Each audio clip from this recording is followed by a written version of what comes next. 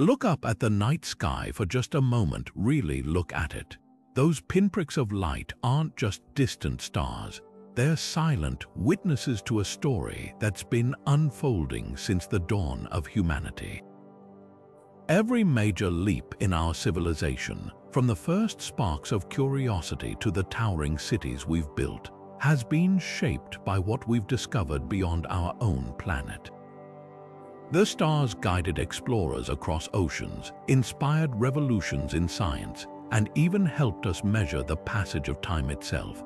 Space isn't just some faraway frontier, it's woven into the very fabric of who we are.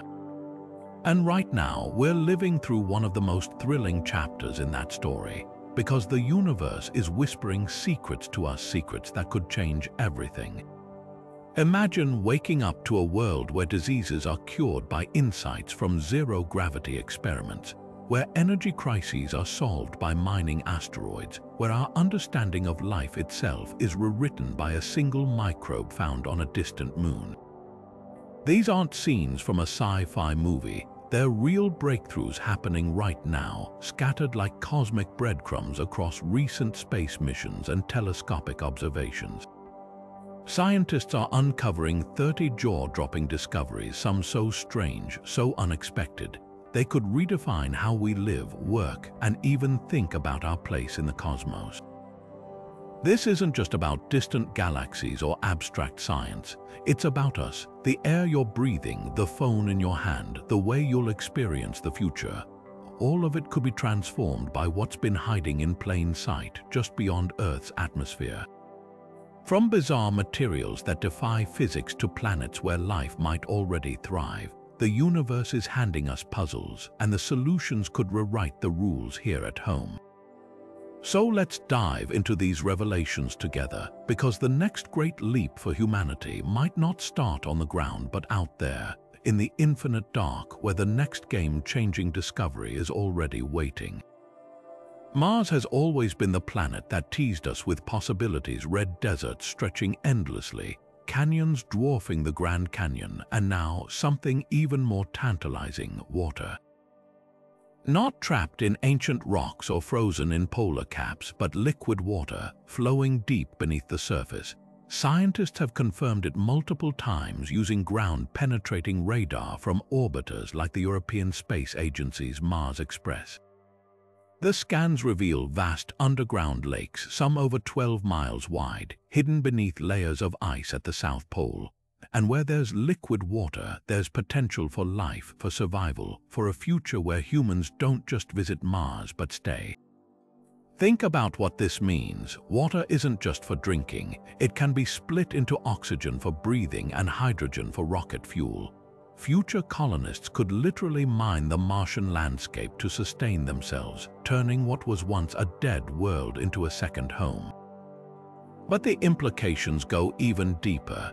If life ever existed on Mars, even in microbial form, these hidden reservoirs could be its last refuge. Imagine cracking open a Martian ice cap and finding organisms thriving in the briny darkness, proof that we're not alone in the universe. And here's the kicker: Mars isn't unique. Wherever we find water in our solar system, whether in Europa's underground ocean or in Enceladus's geysers, we find hope. But Mars is different because it's within our reach. Rovers like Perseverance are already there, drilling, analyzing, paving the way. Every discovery, every radar echo whispering water, is a step closer to the day when the red planet isn't just a destination, but a new chapter in human history. The universe is handing us the keys, we just have to turn them. The James Webb Space Telescope has done something no other instrument could: sniff the air of worlds trillions of miles away. When it turned its golden eye toward K218b, a distant exoplanet over twice Earth's size, it didn't just see a blurry dot. It detected carbon dioxide, methane, and even dimethyl sulfide, a molecule that on Earth is only produced by living organisms. Suddenly, this watery super-Earth orbiting a red dwarf star became one of the most promising places we've ever found to look for life beyond our solar system. Here's why this changes everything. For decades, we assumed habitable planets needed to be just like ours, rocky, the right size, circling a sun-like star. But K218b defies that. It's a Hycean world, a term scientists coined for planets with hydrogen-rich atmospheres and global oceans that could harbor microbial life in conditions we'd find extreme. The presence of these molecules hints at possible biological activity, or at least the complex chemistry that could lead to it, and JWST didn't stop there. In the atmosphere of WSP-39b, a scorching gas giant, it found water vapor, sulfur dioxide, and even silica clouds, ingredients that, on another kind of world, might nurture life in ways we haven't even imagined. The real revolution isn't just about finding one potentially habitable planet. It's about realizing how many different forms habitable might take. Earth might not be the template, just one example in a universe brimming with possibilities. With each new atmospheric fingerprint JWST uncovers, the question shifts from "Are we alone?" to "What kind of life could be out there?" And the answers might be far stranger and far closer than we ever dared to hope. Jupiter's icy moon Europa has been playing a cosmic game of peekaboo with scientists for decades, hinting at secrets beneath its frozen shell. The cracks and ridges on its surface tell a story of something stirring below, something vast. Hubble Space Telescope images gave us the first smoking gun, towering plumes of water vapor erupting from Europa's south pole, shooting over 100 miles into space. These aren't just geysers, they're escape routes, proof that beneath 24 kilometers of ice lies a liquid ocean twice the volume of all Earth's oceans combined. What makes Europa's ocean so electrifying isn't just its existence, it's the chemistry. When NASA Galileo probe flew by in the late 1990s, its instruments detected salts coating Europa's surface, likely spewed from the ocean below. These aren't ordinary table salts either. They're sulfates and carbonates, the same minerals that fuel ecosystems around Earth's deep-sea hydrothermal vents. In those pitch-black zones where scorching water meets volcanic rock, life thrives without sunlight. Bacteria, giant tubeworms, entire food chains built on chemical energy.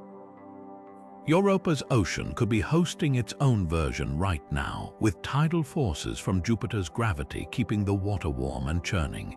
The next chapter in this detective story is already being written. NASA Europa Clipper mission, launching in 2024, will skim just 25 kilometers above the moon's surface, sniffing those plumes for organic molecules. Even more daring, the proposed Europa lander, which could melt through the ice to directly sample the ocean, a technological moonshot that would answer humanity's oldest question: are we alone? If hydrothermal vents exist there too, the discovery wouldn't just rewrite biology textbooks, it would mean life might be as common as water in the cosmos. Europa teaches us something profound. Life doesn't need a sunlit paradise to take hold. It just needs a chance, a crack in the ice, and the right ingredients. And if something is swimming in those alien depths, it wouldn't just change our understanding of Europa, it would redefine what alive even means. Saturn's moon Titan doesn't just look alien, it feels alien. When the Cassini spacecraft pierced its thick orange haze, it revealed a world eerily familiar yet fundamentally different from our own. Rivers carve valleys, rain falls from the sky, and vast lakes shimmer under a dim sun. But these aren't water features, they're liquid methane and ethane, flowing in a hydrocarbon cycle that mirrors Earth's water cycle in the most surreal way. The largest of these lakes, Kraken Mare, stretches wider than the Caspian Sea, its dark surface rippling with waves of liquid natural gas.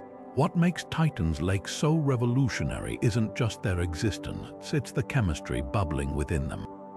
Methane here acts like water does on Earth, dissolving organic compounds and creating a soup of complex molecules.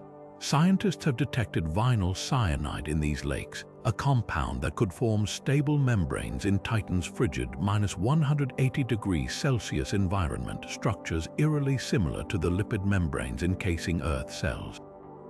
It's a tantalizing clue that life, if it exists here, might follow entirely different rules. Titan's lakes could be laboratories for probiotic chemistry, showing us how life might emerge without liquid water or sunlight.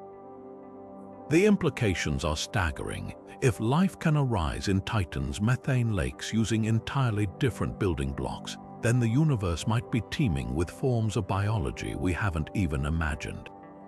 Missions like NASA Dragonfly, set to launch in 2027, will hover over Titan's dunes and lakebeds with rotor-powered drones, sampling the organic, rich soil for signs of chemical complexity or even activity. Titan forces us to rethink the boundaries of habitability. A world where water is frozen solid and rivers run with gasoline shouldn't be this intriguing, yet it's precisely its strangeness that makes it a Rosetta Stone for astrobiology. If life can start here in conditions so hostile to Earth-like organisms, then the recipe for life might be far more versatile than we ever dreamed. Every droplet of methane rain, every ripple on those alien lakes could hold the key to understanding not just Titan, but how life might flourish in the coldest, darkest corners of the cosmos. The first visitor from beyond our solar system arrived without warning, a silent streak through the black, tumbling end over end like a cosmic bottle tossed by some distant tide. Oumuamua, as Hawaiian astronomers named it, wasn't just another asteroid. Its shape alone defied explanation. A bizarre, cigar-like slab stretching nearly a quarter-mile long but only 1/10 as wide, spinning chaotically as it zipped past the sun at nearly 200,000 miles per hour. Then came Borisov, a rogue comet trailing a shimmering veil of gas and dust, proof that Oumuamua wasn't a fluke. These weren't just space rocks, they were messengers carrying secrets from star systems we'll never reach in our lifetimes. What makes interstellar objects so revolutionary is what they're made of, or rather, what they're not made of. Oumuamua didn't behave like anything in our solar system. As it hurtled away, telescopes caught something bizarre. It was accelerating as if pushed by an unseen force. Scientists scrambled for explanations, maybe outgassing like a comet, though no tail was visible. Or perhaps something even stranger, like solar radiation pressure acting on an ultralight porous structure. Some dared to whisper the unthinkable. Could it be artificial? The truth we may never know, because by the time we spotted it, Oumuamua was already leaving. That's why Borisov mattered. This icy wanderer, with its familiar comet-like activity, showed us interstellar visitors come in all forms.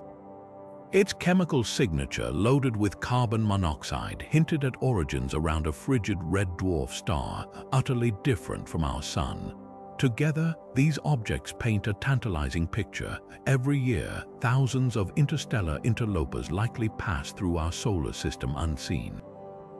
Most are too faint, too fast, but what if we could catch one? Imagine a mission like the European Space Agency's Comet Interceptor, poised in space, ready to chase down the next visitor. Equipped with drills and spectrometers, it could taste primordial ices untouched by our sun's heat, analyze rocks forged around another star, even search for amino acids, the building blocks of life from another corner of the galaxy. The data would be priceless, a snapshot of alien planetary systems delivered to our doorstep. The controversy around Oumuamua's acceleration isn't just academic. It forces us to confront how little we know. Natural explanations exist, but they require materials or processes we've never seen. That's the thrill of interstellar objects, their puzzles wrapped in riddles, challenging our assumptions about how the universe works. Every new visitor could rewrite the rules, proving that out there, in the vast dark between stars, reality is far stranger than we've dared to dream. Deep in the fabric of space, something is sending out flashes of energy so powerful they outshine entire galaxies for just milliseconds. These are fast radio bursts, or FRB, and they're one of the most electrifying mysteries in modern astronomy. Picture this, a pulse of radio waves traveling billions of light-years across the cosmos, arrives at Earth packing more energy than our Sun emits in 80 years, all compressed into a blink so fast you'd miss it if your telescope blinked. And then, just as suddenly as it appeared, it's gone. For years, these bursts seemed random, impossible to pin down. Then came the game-changer repeaters. Unlike one-off FRBs, these cosmic sirens flash over and over, tracing their origin back to turbulent galaxies billions of light-years away. Some even pulse with a rhythm, like the famous FRB 1212, which fires off bursts every 157 days like clockwork. The leading suspect, Magnetar's ultra-dense neutron stars with magnetic fields so intense they could strip the data from a credit card halfway across the solar system. When these cosmic powerhouses quake or flare, they might unleash energy in bursts so violent we detect them across the universe. But here's where it gets wild. Some scientists, including researchers from Harvard, haven't ruled out more exotic explanations. Could FRBs be evidence of advanced alien civilizations? Imagine a propulsion system so powerful it uses focused radio beams to push starships near light speed. The energy leakage from such technology might look eerily similar to the FRBs we detect. It's a fringe theory, sure, but the sheer scale of these bursts forces us to consider every possibility. What's undeniable is their utility. FRBs act like cosmic yardsticks. As these waves traverse the universe, they interact with sparse electrons between galaxies, slowing ever so slightly. By measuring that delay, astronomers can map the universe's hidden matter, the invisible scaffolding that holds galaxies together. It's like using lightning to gauge the thickness of fog, and the discoveries keep accelerating. In 2020, the Canadian CHIME telescope detected an FRB originating in our own Milky Way, finally linking these enigmatic bursts to a known magnetar. It's the closest we've come to solving the puzzle, yet the biggest repeats still defy explanation. Each new detection peels back another layer, revealing a universe far more dynamic, far more mysterious than we ever imagined. FRBs aren't just flashes in the dark, they're telegraphs from the edge of reality, carrying messages we're only beginning to decode. We've mapped mountains, oceans, even the far side of the moon, but how do you chart something invisible? That's the staggering challenge astronomers faced with dark matter, the mysterious substance making up 85% of the universe's mass. Until recently, it was like trying to trace the outline of a shadow. Then came Euclid. This European Space Agency telescope isn't just peering into the cosmic dark, it's sculpting it, creating the most detailed three-dimensional maps of dark matter ever attempted. By measuring how its gravity bends light from distant galaxies, a phenomenon called weak gravitational lensing, Euclid reveals the hidden skeleton of the cosmos. And what it's finding is rewriting our cosmic playbook. These maps aren't static snapshots, they're cosmic time lapses. Dark matter forms vast, tangled webs stretching across billions of light years, with galaxies clinging like dew on a spider's silk. But here's the twist, the distribution isn't random. Euclid's early data shows dark matter clumped in ways standard physics can't fully explain, with filaments denser and more intricate than simulations predicted. It's as if we've uncovered the blueprints for the universe, only to realize the architect used rules we don't yet understand. Some filaments stretch so far they defy the universe's expansion, locked in a gravitational tug-of-war with dark energy itself. The implications ripple across physics. If dark matter's structure doesn't match predictions, we might need to overhaul our theories, not just of cosmology but of particle physics. Could dark matter be multiple particles interacting in unseen ways? Or does gravity itself behave differently at cosmic scales? Telescopes like Japan's Subaru and NAS, a future Nancy Grace Roman, are joining this cartographic revolution, cross-referencing data to pinpoint discrepancies. Every faint warp in starlight, every subtle distortion in galaxy clusters adds another pixel to the picture, but the real revolution might be practical. Mapping dark matter isn't just academic, it could become a navigational tool for future space travel. Just as sailors once used stars to chart oceans, dark matter concentrations could serve as gravitational landmarks for probes venturing between galaxies. Some theorists even speculate about tapping into dark energy's repulsive force, using its distribution to enable warp drive-like propulsion. It sounds like science fiction, but so did wireless communication before radio waves were understood. What's most humbling is how much we still can't see. Euclid's maps have gaps, regions where dark matter seems to vanish, as if the universe is teasing us with missing pieces. Yet with each new survey, we're closing in on the invisible hand shaping everything from the spin of galaxies to the fate of the cosmos itself.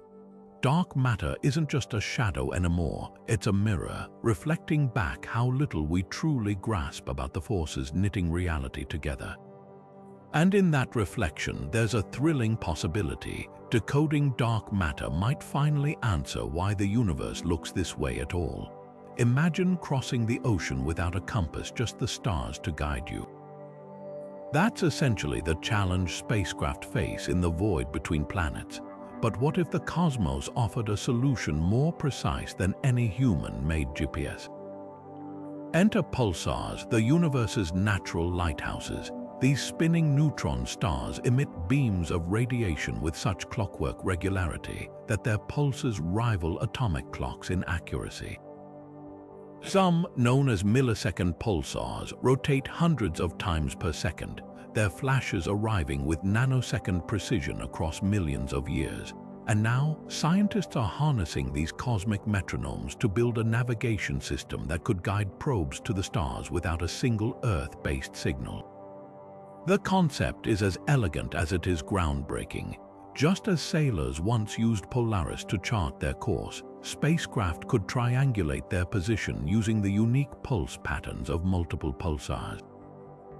Each acts like a celestial beacon, its rhythm so consistent that a detector could pinpoint a ship's location within a few kilometers, even in interstellar space. NASA's Sextant experiment proved this wasn't sci-fi.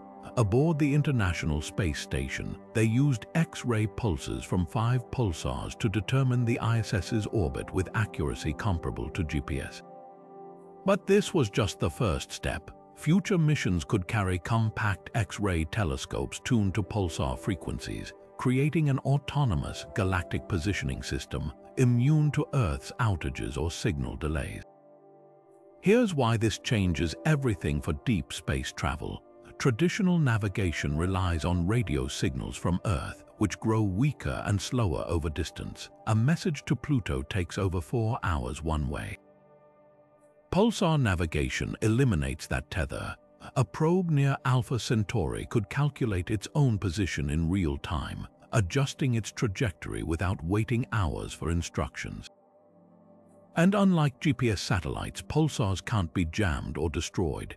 They're the ultimate fail-safe, scattered across the galaxy with lifetimes measured in millennia. The implications go beyond practicality. Pulsar networks could unlock regions of space once considered unreachable. Picture a swarm of microprobes venturing into the Oort cloud, each autonomously navigating by dead reckoning from pulsar signals. Or generational ships to Proxima Centauri, their crews trusting the same rhythmic pulses that guided their ancestors centuries earlier. There's even a poetic symmetry to it, using the corpses of massive stars to explore the worlds those stars once nourished with their light. Yet the real marvel lies in the precision. Millisecond pulsars are so stable their timing can detect gravitational waves rippling through space-time, a feat that earned a Nobel Prize. Their beams slice through dust clouds and magnetic fields undimmed by distance. And as we map more pulsars, projects like the European Pulsar Timing Array have catalogued over 100. Their patterns will form a backbone for voyages we can barely imagine today. This isn't just about replacing old technology. It's about embracing a truth written across the cosmos. The universe itself is the ultimate guidebook. The same forces that shaped galaxies left behind signposts for whoever dared to look. And now, as we stand on the brink of becoming an interstellar species, those distant spinning relics might just hold the key to finding our way home, even when home is a dot lost in the rearview. The cosmos isn't just a void sprinkled with stars, it's a sprawling chemical factory, brewing the very ingredients of life in vast clouds of gas and dust. And nowhere is this more spectacular than in stellar nurseries, where the Atacama Large Millimeter Array, or ULMA, has been uncovering a treasure trove of organic molecules. We're not talking about simple compounds like water or carbon dioxide, but complex organics, methyl isocyanate, glycolaldehyde, even sugar molecules floating freely in the swirling chaos of newborn star systems. These are the same molecules that, on Earth, form the backbone of proteins, DNA, and cellular energy. Finding them in space isn't just intriguing, it's evidence that the universe hands out life's building blocks like cosmic candy. Take the Orion Nebula, for instance. ULMA razor-sharp vision revealed something astonishing there, a molecule called ethanolamine, a key component of cell membranes. On Earth, this compound helps define the boundary between life and non-life, letting cells maintain their structure. To find it drifting in space hundreds of light years away means the universe might be pre-equipped with the tools to assemble life wherever conditions allow. Even more mind-bending, these molecules aren't rare.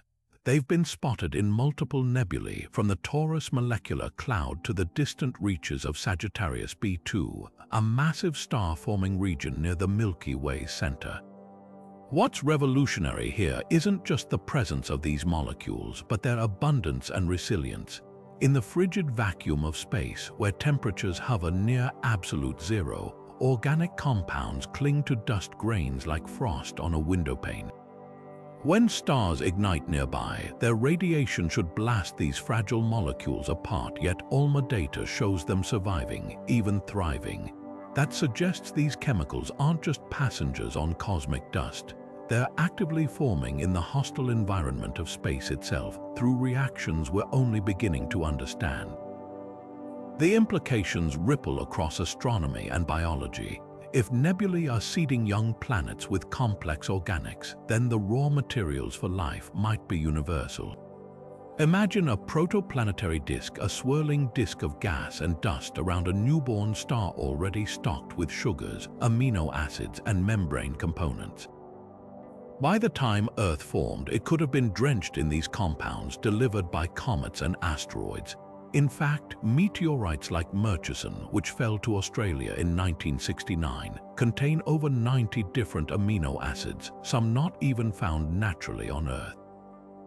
ULMA findings suggest such deliveries weren't lucky accidents, they were cosmic inevitabilities, but the real game changer is what we haven't found yet. ULMA and other radio telescopes are now hunting for even larger organics like nucleotides or lipids, which could complete the set of life's essential molecules. If discovered, it would mean the universe doesn't just supply life's ingredients, it might hand them over pre-assembled, like a cosmic IKEA kit waiting for the right conditions to snap together. Some scientists speculate that nebulae could be brewing molecules far more complex than we've detected, hidden in spectral lines we can't yet decode. This isn't just about distant clouds of gas, it's about rewriting our origin story. Earth's first life didn't have to build everything from scratch. The universe may have dropped off a starter kit. And if that's true here, it's likely true on countless worlds, from icy moons to exoplanets bathed in alien starlight. The chemistry we're uncovering in these nebulae doesn't just hint at the prevalence of life's ingredients. It whispers that life, in some form, might be less a miracle and more a cosmic commonplace waiting only for the right time and place to emerge. Picture sending a message so secure that even the most powerful supercomputer couldn't crack it, not in a million years. That's the promise of quantum communication, and China's MISHUS satellite just turned that sci-fi dream into reality. Named after an ancient philosopher who pioneered optics, MISHUS isn't your average satellite. It's the world's first quantum-enabled spacecraft capable of creating and transmitting entangled photon pairs across record-breaking distances. In 2017, it shattered expectations by beaming entangled photons to ground stations over 1,200 kilometers apart, a feat previously thought impossible due to Earth's atmosphere scattering the fragile quantum states. This wasn't just a physics experiment, it was a glimpse into a future where communication isn't just encrypted but fundamentally unhackable. Here's why entanglement changes everything. In quantum physics, entangled particles share a bond so intimate that measuring one instantly determines the state of the other, no matter how far apart they are. Einstein famously called this spooky action at a distance, but MISHUS proved it's very real. The satellite generates pairs of entangled photons, sending one to Beijing and the other to Vienna, creating a shared cryptographic key. Any attempt to eavesdrop disrupts the entanglement, alerting both parties instantly. It's like having a sealed letter that burns to ash if someone tries to open it. The geopolitical stakes are colossal. In an era of rampant cyberattacks and data breaches, quantum-secured networks could render conventional hacking obsolete. China's early lead with MISHUS has triggered a global race, with the European Union launching the Quantum Communication Infrastructure Initiative and the U.S. investing billions in quantum research through projects like the National Quantum Initiative Act. Whoever masters this technology first won't just control the next internet, they'll set the rules for global data sovereignty. But the challenges are as vast as the opportunities. Maintaining entanglement over long distances requires overcoming atmospheric interference and satellite precision measured in nanometers. MISHUS's successors will need to handle higher photon rates and integrate with existing fiber optic networks. Yet the potential rewards secure voting systems, unhackable financial transactions, even quantum-secured military communications are driving nations to pour resources into this new frontier.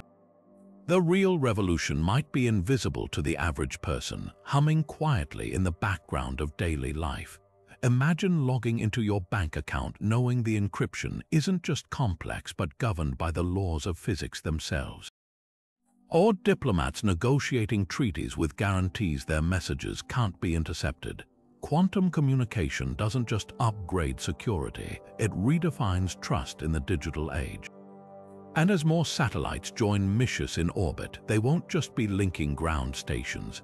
They'll be weaving an unbreakable web around the planet, one entangled photon at a time. Buried in the asteroid belt between Mars and Jupiter lies a metallic world unlike any other Psyche 16, a 200-kilometer-wide nugget of almost pure nickel and iron. When NASA Psyche spacecraft arrives there in 2029, it won't just be exploring a remnant of our solar system's violent past. It'll be prospecting what could become the foundation of a trillion-dollar space economy. Early radar scans suggest this asteroid contains enough heavy metals to dwarf Earth's entire global reserves, enough iron to build structures in orbit, enough gold and platinum to rewrite commodity markets, and enough rare Earth elements to end our dependence on terrestrial mining. But Psyche isn't alone. Metallic asteroids like it may collectively hold more mineral wealth than has ever been excavated in human history. The implications of this cosmic treasure hunt go far beyond raw materials. Imagine a single asteroid like Psyche supplying the cobalt needed for millions of electric vehicle batteries without strip mining the Congo, or providing platinum group metals for fuel cells without environmental devastation. Space-based refineries could process these metals in zero gravity, creating ultra-pure alloys impossible to forge on Earth. The economic shockwaves would be seismic. Precious metals could become so abundant they're used in everyday infrastructure, not just jewelry. Some economists project that asteroid mining alone could grow the global economy by orders of magnitude. potentially eliminating material scarcity for generations. Yet the legal landscape is as uncharted as the asteroids themselves. The 1967 Outer Space Treaty prohibits nations from claiming celestial bodies, but says nothing about corporations extracting resources.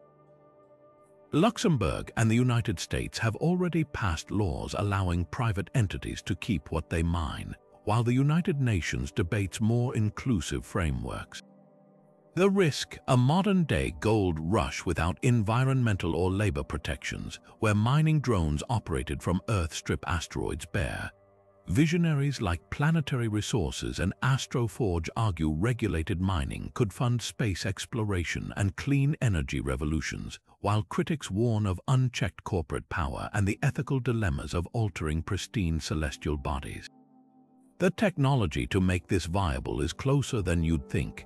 NASA OSIRIS-REx mission proved we can extract samples from asteroids, returning them to Earth. Startups are testing robotic miners that could extract metals using concentrated sunlight or microwave fracturing. The real bottleneck isn't engineering, it's economics. Launch costs must drop further to make asteroid returns profitable. But with reusable rockets like SpaceX's Starship slashing prices, that day may come within a decade. What makes this more than science fiction is the precedent. Every major economic revolution, from agriculture to industrialization to the digital age, was built on accessing new resources. Asteroid mining represents the next frontier, where the resources aren't hidden in Earth's crust but floating in the endless dark. The riches of Psyche and its kin could fund habitats on Mars, solar satellites beaming clean energy to Earth, or even self-replicating factories in space. This isn't just about wealth, it's about unlocking a future where scarcity is a relic of the past, and humanity's expansion into the cosmos is bankrolled by the cosmos itself. The question isn't whether we'll mine asteroids, but whether we'll do it wisely before the gold rush turns into a free-for-all. The first time humanity stared into the abyss, and the abyss stared back, was April 10, 2019. That's when the Event Horizon Telescope unveiled an image so improbable it bordered on myth. The silhouette of a supermassive black hole, its event horizon a perfect, fiery ring encircling absolute darkness. 3 years later, they did it again, this time capturing Sagittarius A, the 4 million solar mass beast lurking at our galaxy's heart. These weren't just pretty pictures. They were proof that black holes, once purely theoretical, obey Einstein's equations with terrifying precision. But hidden in those hazy orange rings might be something even more valuable than confirmation clues to harnessing the most extreme physics in the universe. What makes these images revolutionary isn't just their existence, but what they reveal about energy. The glowing ring around Sagittarius isn't the black hole itself. It's superheated plasma orbiting at nearly light speed, a swirling disk of particles so energetic they emit light even as they vanish forever. The magnetic fields threading this chaos are strong enough to twist spacetime itself, launching jets of plasma hundreds of thousands of light-years into space. That's where the tantalizing possibilities begin. If we could mimic even a fraction of this process, harnessing magnetic reconnection or plasma acceleration, we might unlock power sources dwarfing anything on Earth. Some theorists speculate about Penrose processes, where advanced civilizations could extract energy from a black hole's spin by dropping matter into its ergosphere. It sounds like fantasy, but the math checks out. Then there's spacetime itself. Black holes don't just bend light, they distort time. Near Sagittarius A, clocks would tick infinitely slower from our perspective, an effect called gravitational time dilation. While we can't recreate such extreme warping, lab experiments with ultra-cold atoms have successfully simulated microscopic spacetime curvature. The implications: materials science could one day engineer metamaterials that bend light or dampen inertia, inspired by black hole physics. Imagine spacecraft shielding that redirects cosmic rays like an event horizon, or energy storage systems that trap photons in artificial gravity wells. But the real breakthrough might be philosophical. For centuries, black holes were cosmic boogeymen, destructive, unknowable. Now we've mapped their shadows, confirming they're more like natural particle accelerators than vacuum cleaners. Their violence creates order, their chaos generates patterns, and if there's one lesson Sagittarius teaches us, it's that the universe's most fearsome phenomena might hold the keys to our future if we're bold enough to decode them. For centuries, the dream of sailing among the stars was just that, a dream, until Light Sail 2 came along and turned science fiction into undeniable fact. This shoebox-sized spacecraft, launched in 2019 by the Planetary Society, did something revolutionary. It caught sunlight, not for power but for propulsion, unfurling a silvery sail thinner than a human hair and letting photons push it through the vacuum like a cosmic yacht. Within weeks, it had raised its orbit by over 2 miles using nothing but sunlight, proving that fuel-free space travel isn't just possible, it's happening right now. What makes solar sails so transformative isn't just their elegance, it's their endurance. Traditional rockets burn through their fuel in minutes, leaving probes to coast for years. But a solar sail, it never runs out of thrust. Every second, sunlight's gentle pressure accelerates it further, enabling missions that would bankrupt conventional propulsion. Imagine a fleet of sails venturing to the outer planets, their speed increasing the entire way, or tiny probes reaching Alpha Centauri within decades, a feat impossible with chemical rockets. Light Sail 2 success has already spawned next-gen missions like NASA NEA Scout, which will use a solar sail to rendezvous with a near-Earth asteroid, and Breakthrough Starshot's audacious plan to send gram-scale sails to another star at 20% light speed. The physics behind this is as simple as it is ingenious. Photons might lack mass, but they carry momentum. When they bounce off a sail's reflective surface, that momentum transfers into a tiny push. Add up trillions of photons over months or years, and you've got real acceleration. Light Sail 2 maneuvers were subtle. Its sail covered 32 square meters but generated thrust equivalent to the weight of a paperclip. Yet in space, where there's no friction, even that minuscule force accumulates. Future sails, like Japan's upcoming Okono's mission targeting Jupiter's Trojan asteroids, will deploy sails 20 times larger, harnessing not just sunlight but laser beams from Earth for even greater speed. The implications ripple far beyond exploration. Solar sails could democratize space access. Without the need for expensive, dangerous fuel, universities or even private citizens could launch affordable missions. Picture climate monitoring sails maintaining permanent positions between Earth and the Sun, or swarms of sails cleaning up orbital debris by dragging it into the atmosphere. There's even talk of Sundiva mission sails skimming dangerously close to the Sun to harness its intense light, then slingshotting toward interstellar space at unprecedented velocities. Yet the real magic lies in the long game. While chemical rockets are fireworks, brief and spectacular solar sails are marathon runners. A sail headed for Proxima Centauri would take centuries, but it wouldn't need generations of caretakers. Just a sail, the stars, and patience. That's the quiet promise of this technology, not just reaching new worlds, but ensuring we can keep going long after today's engines have burned out. The age of spacefaring isn't about brute force anymore, it's about riding the light. Mars isn't just a frozen desert anymore, it's a world with liquid water hiding in plain sight. Thanks to the Marsus radar aboard the European Space Agency's Mars Express orbiter, we now know there's an entire network of subsurface lakes buried beneath the planet's southern ice cap. These aren't puddles or damp patches, they're massive reservoirs, some spanning 12 miles across, kept liquid by a mix of salts and the crushing pressure of ice overhead.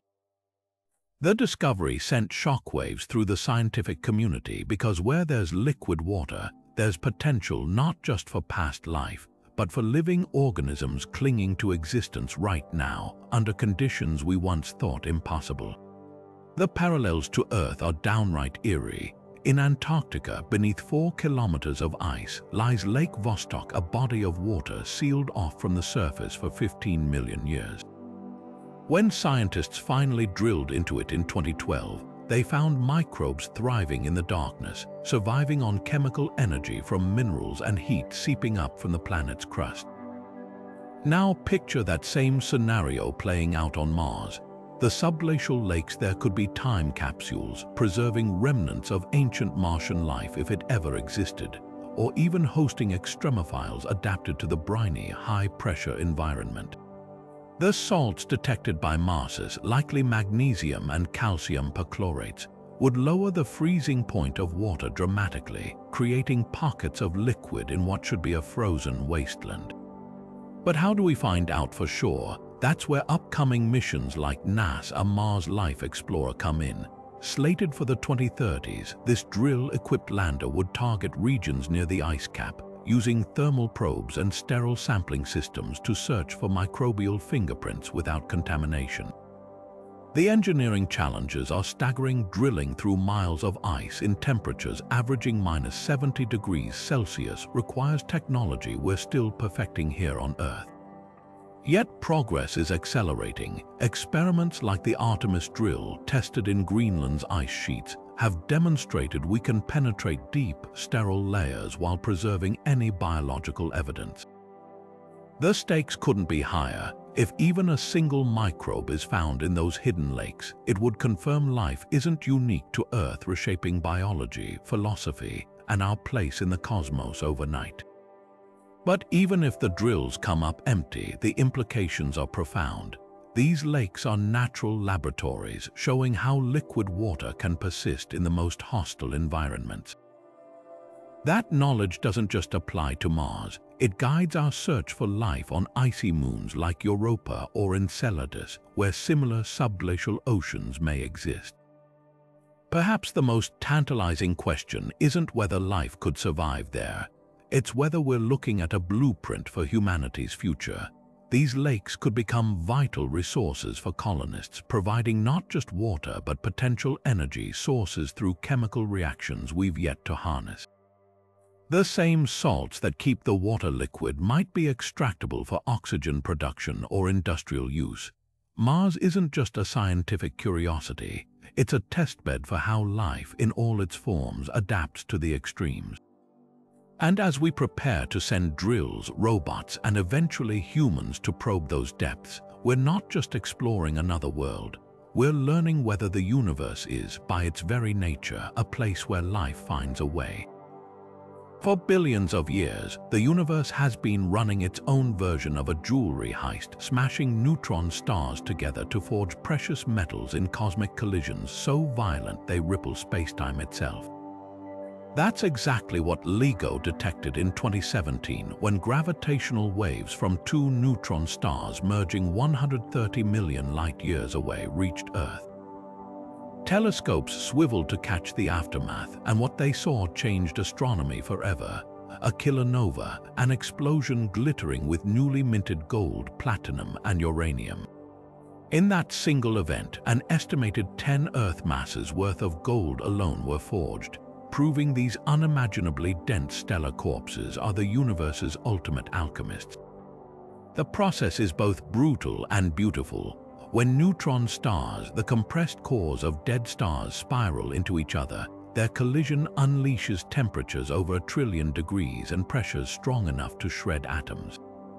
In this cauldron, protons and neutrons are yanked free, forming a soup of exotic particles that rapidly reassemble into heavy elements through a process called rapid neutron capture, or R-process nucleosynthesis. Within seconds, the explosion seeds surrounding space with enough rare metals to pave entire planets. Before LIGO, we could only theorize about this. Now we've watched it happen, but here's where it gets even wilder. Upgraded detectors like LIGO's successor, the Einstein telescope, and space-based observatories like ESA's LISA will soon pinpoint these mergers in real time, alerting telescopes before the light even arrives. Imagine getting a gravitational wave notification, then watching live as a distant galaxy lights up with freshly forged gold. This isn't just about spectacle, it's about solving one of physics' biggest puzzles, where exactly half the periodic table comes from. Iron and lighter elements are forged in stellar cores, but everything heavier, from silver to uranium, requires these cataclysmic smash-ups. The implications stretch far beyond astrophysics. Every gold ring, every platinum catalyst in a lab, even the uranium fueling nuclear reactors, they all owe their existence to neutron star mergers that happened eons ago. Some scientists speculate that the gold in your smartphone might have originated in a single, violent collision before being flung across space and eventually condensing into Earth's crust. And if we could somehow map the distribution of these events across cosmic history, we'd have a ledger of the universe's wealth, a ledger we're only now learning to read. Future observatories won't just spot these mergers, they'll dissect them. By measuring the gravitational wave frequencies, we'll determine the exact masses and spins of the neutron stars involved, unlocking secrets about how matter behaves under conditions impossible to replicate on Earth. Some theories suggest quark stars, even denser objects where neutrons dissolve into free quarks, could be behind certain unusual mergers. Others propose that some collisions might forge stable super-heavy elements we've never seen, hinting at an entirely new island of stability on the periodic table. What's truly humbling is realizing how much gold is still out there, drifting between stars, waiting to be swept up by future generations of space miners. A single neutron star merger can produce more heavy metals than all the stars in a galaxy combined over billions of years. That means the cosmos operates on a scale of extravagance that makes Earth's richest mines look like sandboxes. And as gravitational wave astronomy matures, we're not just witnessing cosmic history, we're decoding the recipe for everything shiny, valuable, and essential in our world. The universe doesn't just make gold in supernova or quiet stellar furnaces. It reserves its most spectacular creations for the collisions that shake the fabric of reality itself. Venus was supposed to be a dead end, a hellscape of crushing pressures and scorching temperatures where nothing could survive. Then, in 2020, a bombshell dropped. Astronomers peering through telescopes detected phosphine gas swirling in the planet's upper clouds. On Earth, this foul-smelling molecule is almost exclusively produced by microbes thriving in oxygen-free environments like swamps and animal guts. Finding it on Venus was like stumbling upon a smoke signal in a desert long thought abandoned.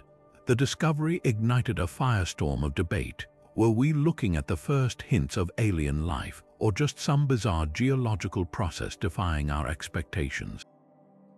Digging deeper only thickened the mystery. The phosphine wasn't a trace amount. It registered at 20 parts per billion, a concentration that, on our planet, would scream biological activity. Venus's surface is hot enough to melt lead, but 50 kilometers up, its cloud decks hover at a balmy 30 degrees Celsius with pressures similar to Earth. These temperate zones, nicknamed the Goldilocks layer, could theoretically host extremophile bacteria floating like microscopic balloonists, but Venus doesn't play by Earth's rules.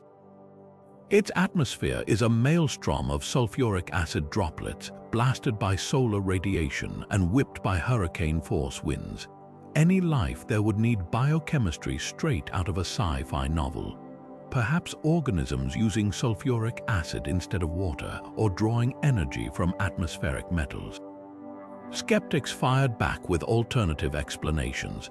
Maybe volcanoes were spewing phosphide-rich magma that reacted with Venus's acidic clouds to form phosphine, except we've never observed Venusian volcanoes producing the right compounds in sufficient quantities.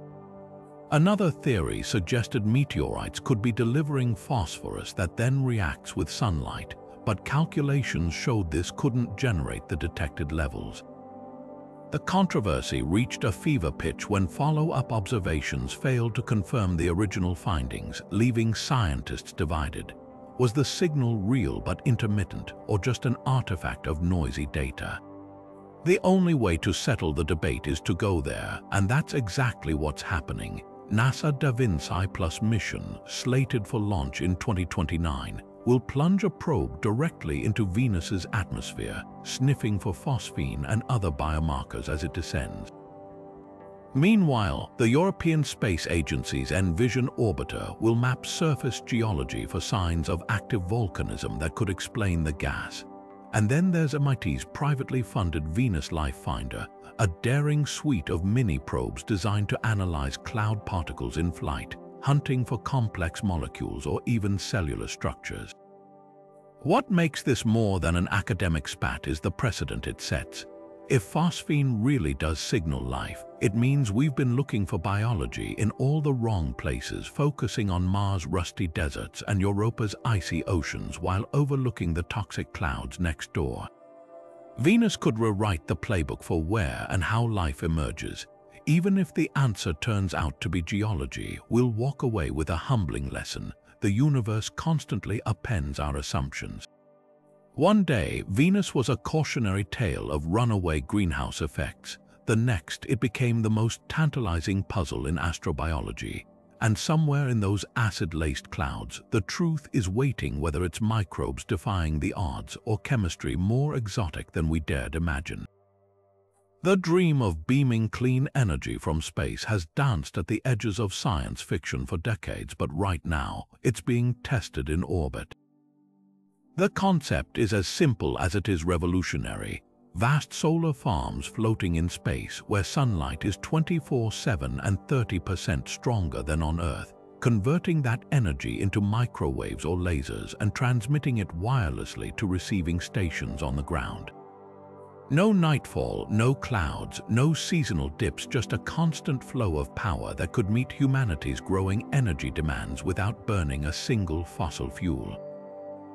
And in 2023, the first successful long-distance test made this vision startlingly real.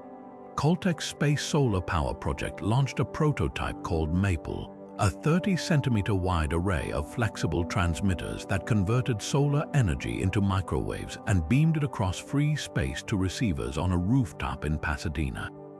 The distance was modest, just a few feet, but the implications were cosmic. It proved the core technology works even in the harsh conditions of orbit. Meanwhile, Japan's Omega Initiative and China's plans for a geostationary solar farm by 2035 are racing to scale this up, with visions of kilometer-scale arrays that could power entire cities. The engineering hurdles are daunting but not insurmountable. Unlike ground-based solar panels, orbital farms face cosmic radiation. Temperature swings from -150 to +150 degrees Celsius, and the mind-bending challenge of assembling football field-sized structures in microgravity. Then there's the beaming itself. Microwaves can pass through clouds, but converting sunlight to microwave energy and back to electricity on the ground currently wastes about half the power. Lasers offer higher efficiency but scatter in bad weather. The solution might lie in hybrid systems or breakthroughs in superconducting materials that could slash energy loss. What's often overlooked is the geopolitical shift this could trigger. Energy-hungry nations without prime real estate for solar or wind farms, think Japan or Singapore, could lease space-based power from orbital arrays parked over the equator, ending their reliance on imported oil. The European Space Agency's Solaris project envisions a network of solar satellites shared across borders, turning energy into a collaborative, globally distributed resource rather than a strategic commodity fought over in wars. Private companies are already betting big.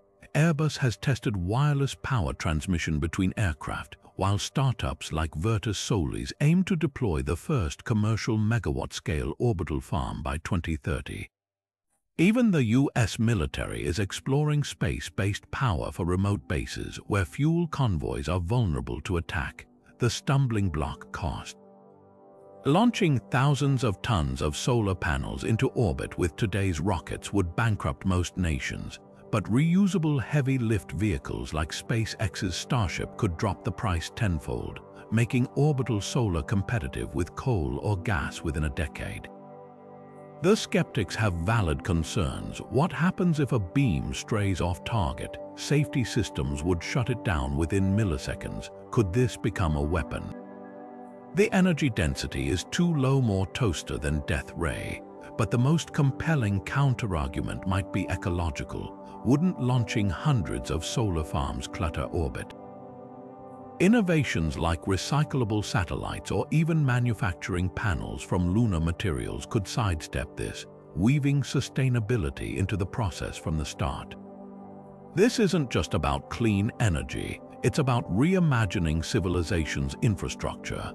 The same way railroads and electrical grids defined the 19th and 20th centuries, space-based power could underpin the 21st, transforming how we think about energy scarcity, national security, and our relationship with the planet. The technology isn't some distant fantasy. It's being tested in labs funded by governments and pursued by billionaires. And if the next decade of experiments succeeds, we might look up at the sky one day and see more than stars. We'll see the glittering infrastructure of a post-scarcity world, silently powering everything below. Buried 2.5 kilometers beneath the Antarctic ice, the Ice Cube Neutrino Observatory isn't your typical telescope. It doesn't use lenses or mirrors. It relies on a cubic kilometer of ultra-pure ice laced with thousands of basketball-sized sensors. Their quarry are ghostly particles called neutrinos, which streak through Earth by the trillions every second without leaving a trace.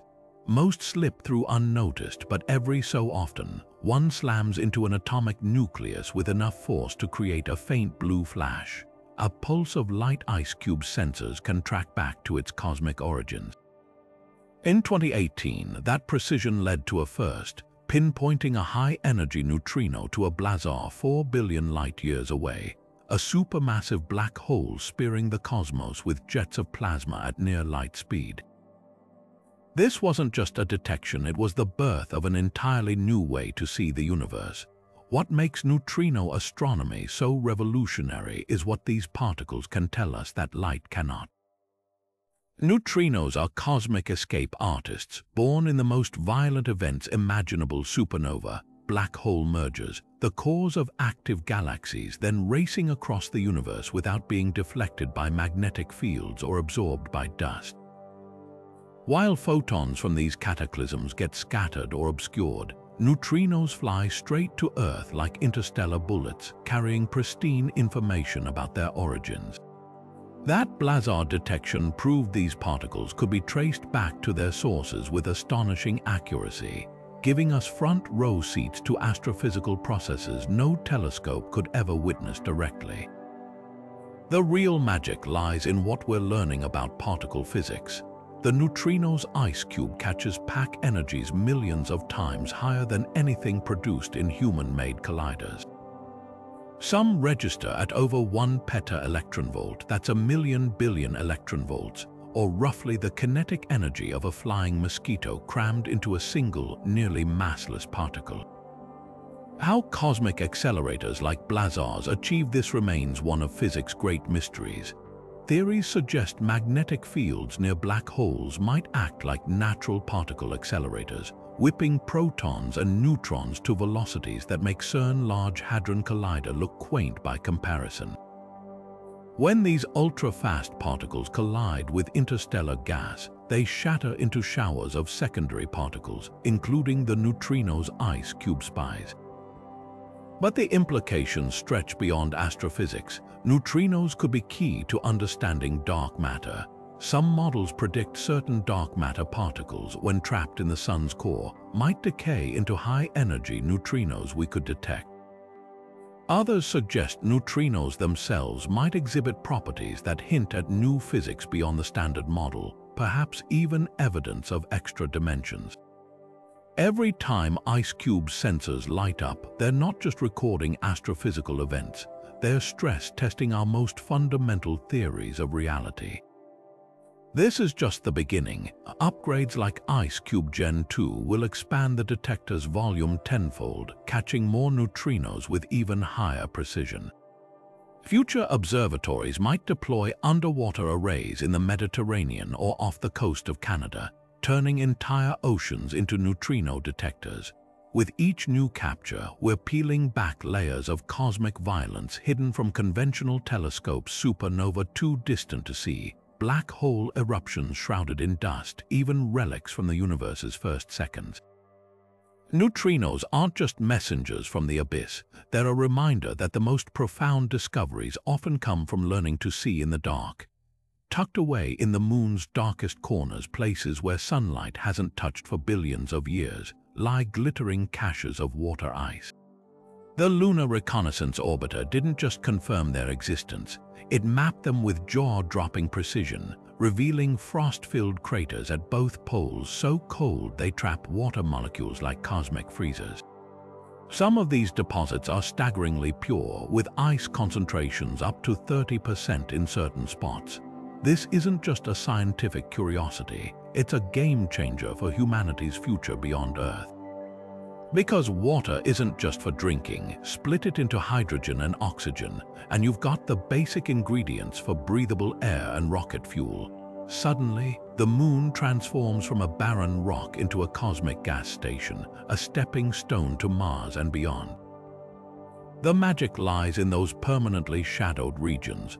Earth's axis tilts, giving us seasons, but the moon's tilt is so slight that deep polar craters never see the sun. Temperatures there hover around -250 degrees Celsius, cold enough to preserve ice delivered by comet impacts over eons. Instruments like LRO's Lunar Orbiter Laser Altimeter pierce these shadows by bouncing lasers off their surfaces, measuring reflectivity changes that scream water ice. The data revealed not just scattered frost, but layered sheets, some tens of meters thick, mingled with lunar soil like a frozen tiramisu. Here's where it gets practical. Imagine a lunar base near Shackleton Crater, where robots mine this ice and processing plants crack it into hydrogen and oxygen. The hydrogen fuels rockets while the oxygen sustains habitats. A single ton of lunar water could produce enough propellant to send a lander back to Earth orbit, no need to haul fuel from Earth at astronomical cost. NASA Artemis program is already planning to test this with the Polar Resources Ice Mining Experiment, or Prime-1, a robotic drill set to land near the South Pole in 2026. If it succeeds, it could slash the price of lunar exploration by 80%, turning the moon into a hub for deeper space missions. But the challenges are as stark as the lunar landscape itself. Extracting ice from soil in ultra-high vacuum requires entirely new tech. Think microwaves to sublimate ice or centrifuges to separate it from regolith. Then there's storage. Liquid hydrogen boils off quickly, requiring cryogenic tech that can withstand the moon's wild temperature swings. Yet companies like Blue Origin and startups like Lunar Outpost are racing to solve these puzzles, prototyping ice mining rovers and mobile refineries. The broader implications ripple across geopolitics and economics. Whoever masters lunar ice extraction first could dominate the next era of space travel, controlling the strategic resource that makes interplanetary commerce viable. It's not unlike the race for oil in the early 20th century, except this time, the prize is buried in shadows untouched since the solar system's birth. And the clock is ticking. The Artemis Accords, signed by over 30 nations, aim to establish rules for lunar resource use before competing claims spark conflicts. What's often overlooked is how this ice could rewrite lunar science. Those frozen layers are time capsules, possibly preserving solar wind particles from billions of years ago or organic molecules from ancient comet strikes. Drilling into them isn't just about fuel, it's about reading a history book of our solar system's volatile past. Future astrobiologists might even hunt for extremophile microbes that hitched rides on those comets, testing whether life's ingredients survived the journey. The moon's ice isn't just a resource, it's a paradigm shift. For centuries, we saw our nearest neighbor as a dead world. Now we know it's a vault of frozen potential, waiting to quench our thirst, fuel our rockets, and maybe even reveal secrets about how water and life spread through the cosmos. Every shadowed crater is a promise. The moon isn't the end of the journey, it's the beginning. Imagine a planet untethered to any star, drifting through the eternal night of interstellar space. No sunrise, no sunset, just endless dark. These aren't sci-fi fantasies, they're rogue planets, and astronomers are finding them everywhere. Using a technique called gravitational microlensing, where a planet's gravity briefly bends and magnifies light from a distant star, scientists have detected thousands of these nomadic worlds, some as close as a few dozen light-years away. The numbers are staggering. Estimates suggest there could be trillions of rogue planets in our galaxy alone, outnumbering stars by as much as 20 to 1. These aren't failed stars or cosmic strays. Many are Earth-sized, even Earth-like, ejected from their birth systems by gravitational turmoil or born in the cold collapse of isolated gas clouds. What makes rogue planets so fascinating isn't just their abundance, it's their hidden potential for life. Cut off from a star's warmth, you'd think these worlds would be frozen wastelands. But beneath ice sheets kilometers thick, tidal forces or radioactive decay could maintain vast subsurface oceans. Take Europa's underground sea, then imagine it wrapped in an even thicker insulating shell floating in the void. Microbial life might thrive near hydrothermal vents, drawing energy from chemical reactions rather than sunlight. Some models even suggest rogue planets with thick hydrogen atmospheres could trap enough geothermal heat to keep surface water liquid, a lone island of warmth in the cosmic dark.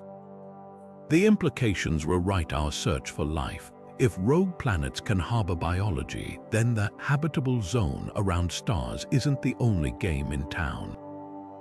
Life could be far more widespread, hunkered down in the frigid outskirts of galaxies or adrift between them.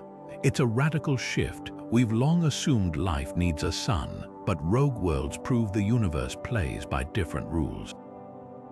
Future missions like NASA and Nancy Grace Roman Space Telescope will hunt these nomads with unprecedented precision, potentially spotting rogue planets closer than Proxima Centauri. But the real mystery is how they got there. Some were likely flung into the void by gravitational slingshots during their system's chaotic youth. Simulations show gas giants like Jupiter can easily eject smaller siblings. Others might form directly from collapsing gas clouds, never knowing the warmth of a star. Each discovery peels back another layer of planetary formation's messy reality, revealing a cosmos where normal is far stranger than textbooks suggested.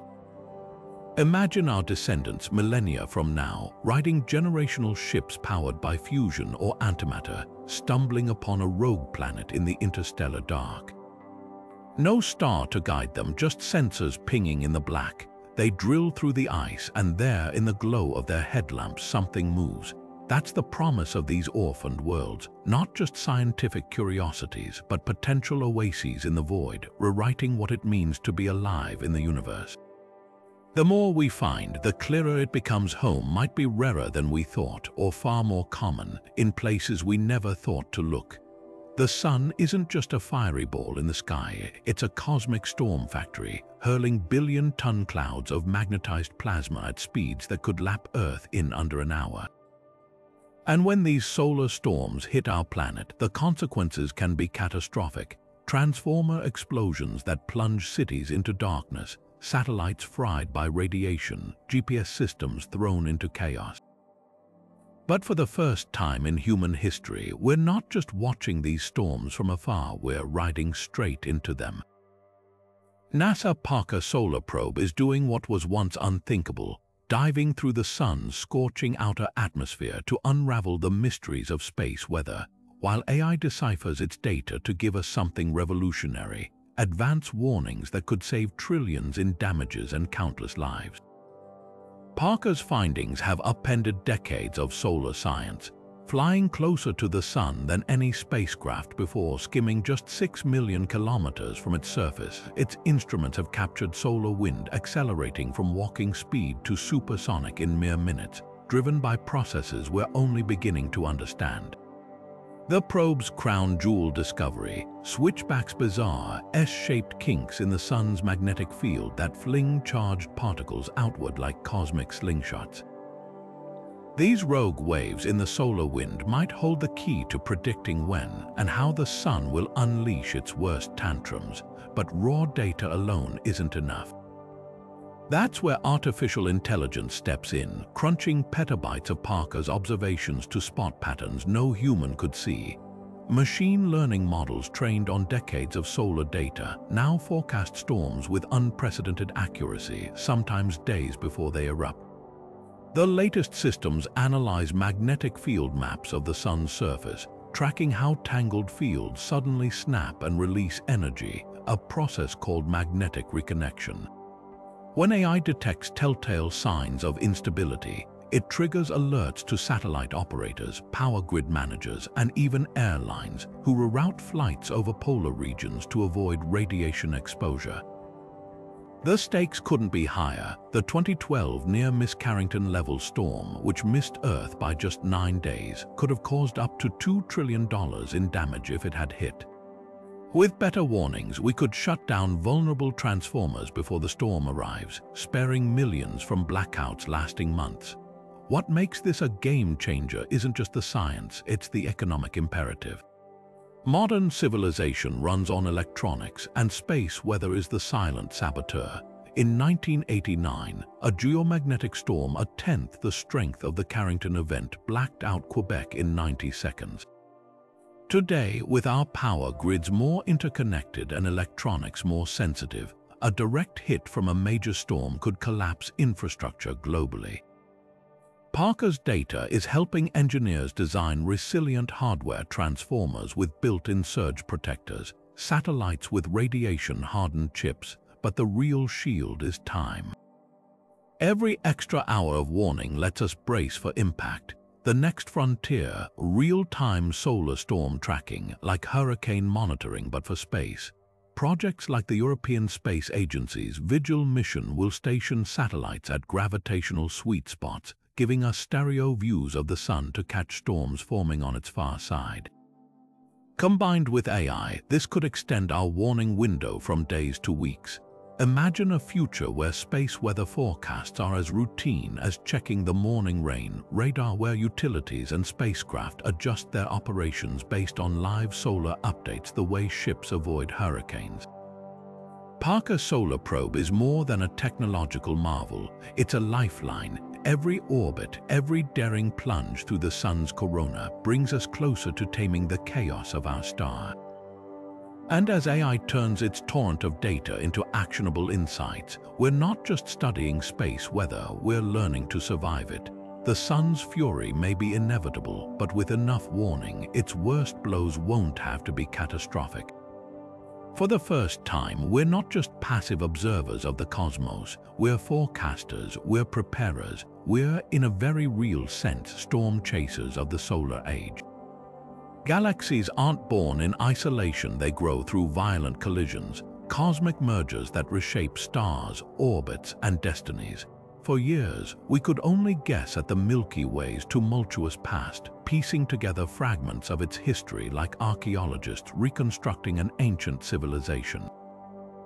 Then came Gaia, the European Space Agency's star-mapping marvel, which transformed our galaxy from a static snapshot into a living, evolving story.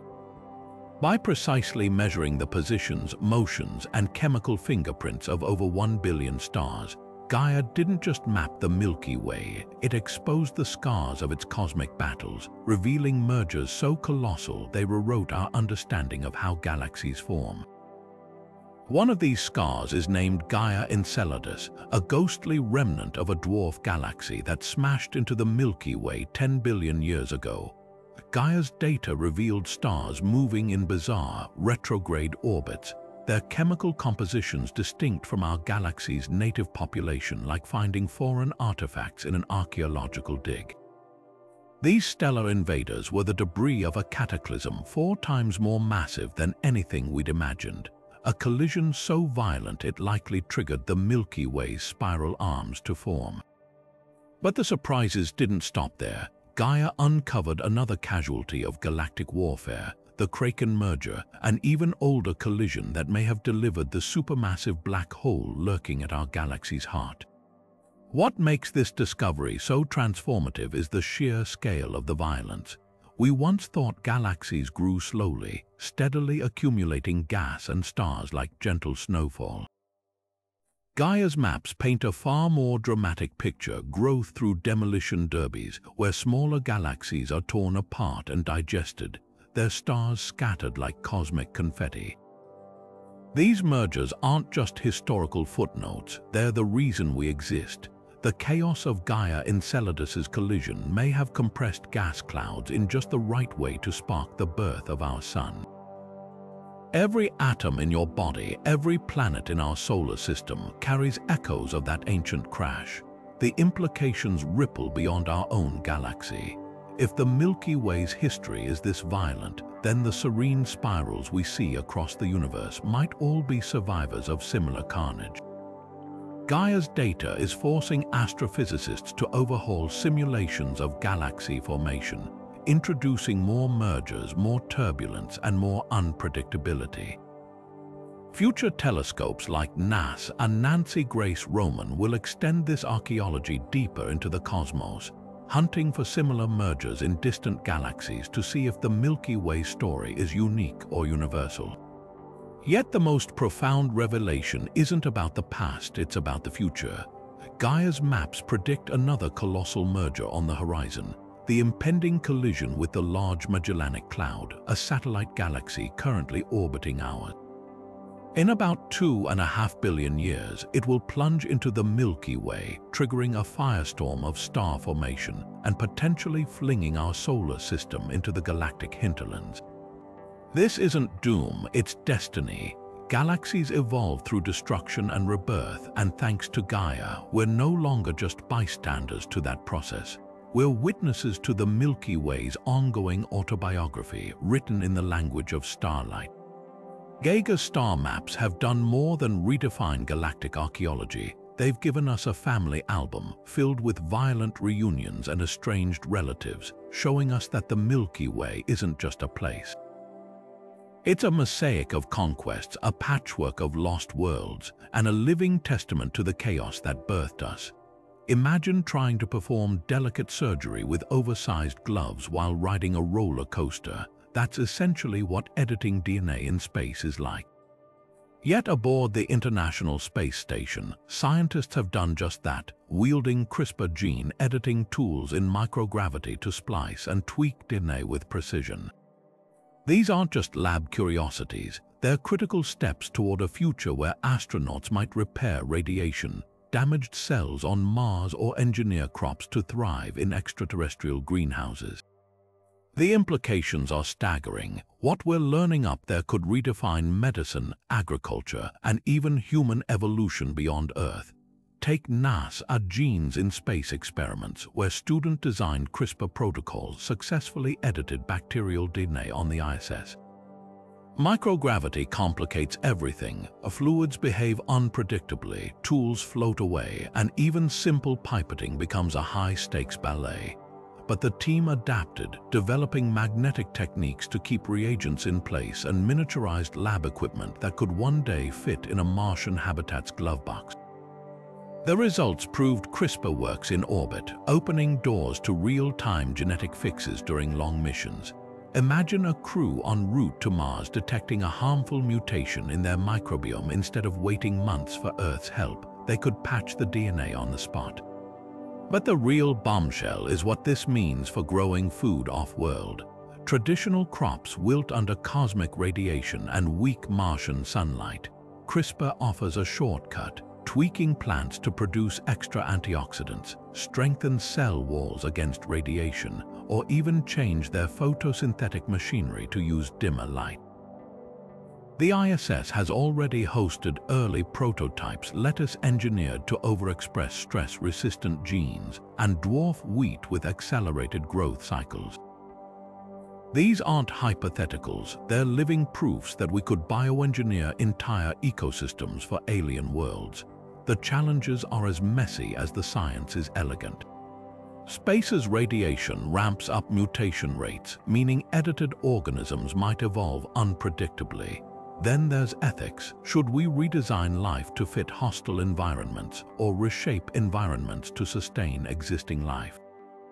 Both approaches are being pursued, with CRISPR serving as the ultimate multi-tool. What's unfolding aboard the ISS is more than experimentation, it's evolution with a purpose.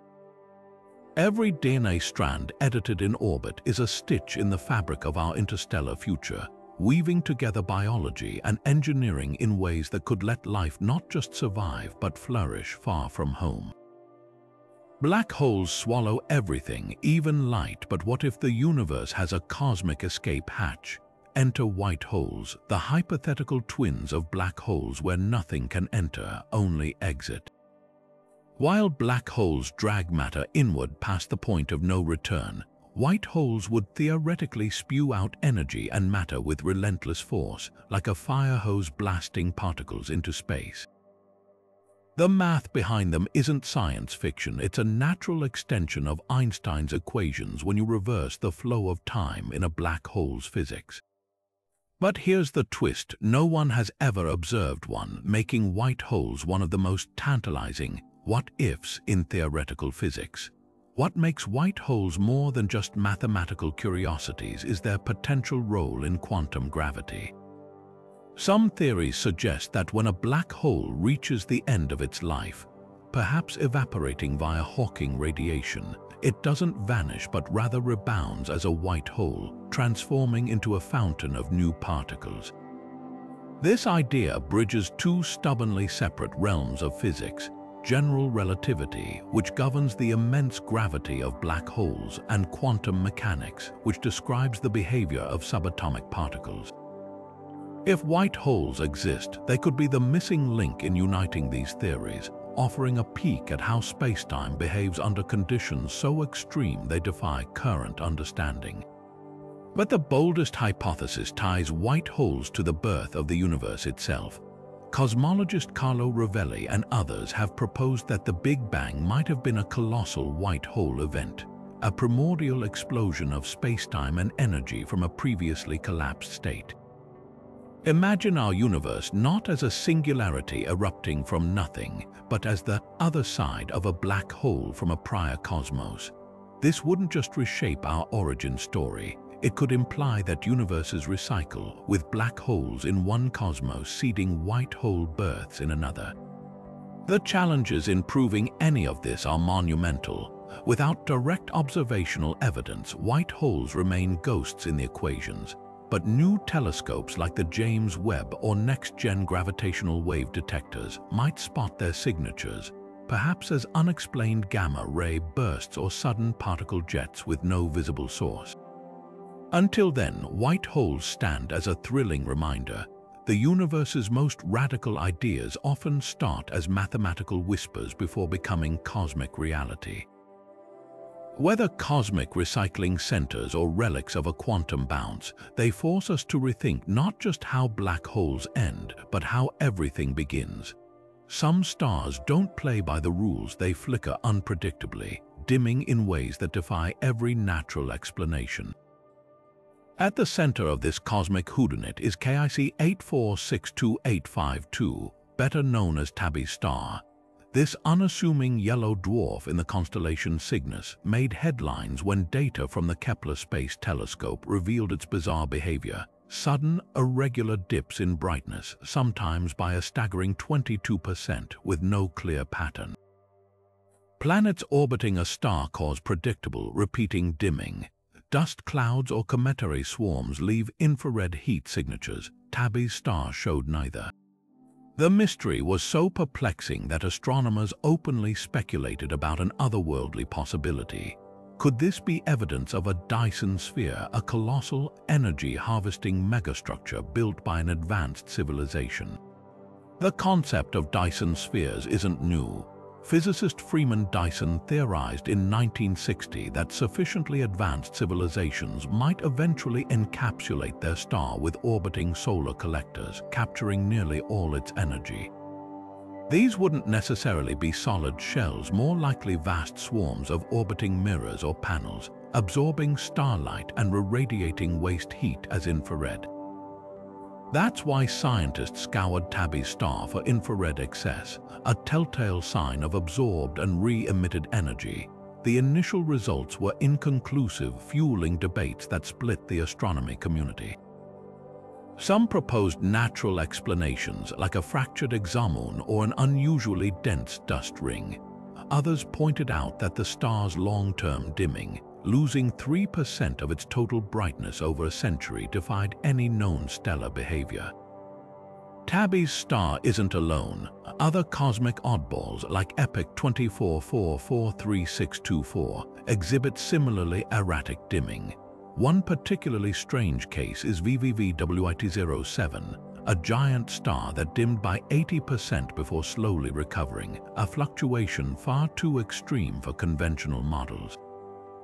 Then there's the three-star system TSE 40079994, where one star's light periodically drops by 75% for months, as if something vast and irregular is drifting through its orbit. Each discovery adds another layer to the mystery. Are these natural phenomena we simply don't understand yet, or flickering beacons of civilizations harnessing their suns in ways we can barely fathom? The truth might lie somewhere in between. Recent studies suggest some of these stars could harbor colossal dust clouds, not uniform rings, but clumpy, asymmetrical formations that create chaotic dimming patterns.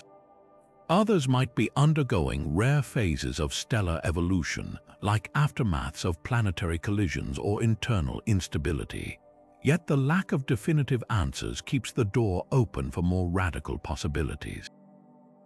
Projects like Breakthrough Listen have trained radio telescopes on Tabby's star, searching for artificial signals buried in the static. So far, the silence is deafening, but the search continues.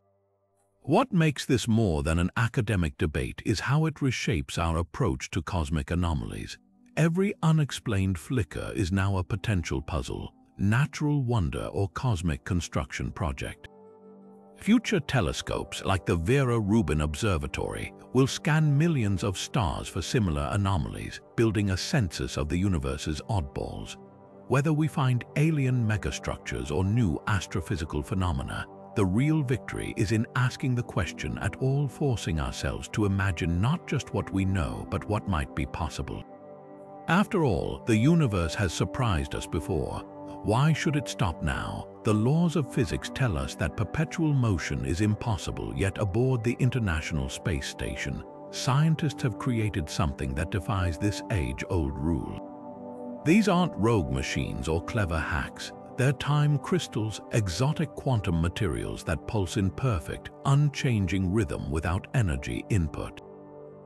Imagine a snowflake that cycled between two shapes forever without melting, or a pendulum that swung tirelessly in zero gravity.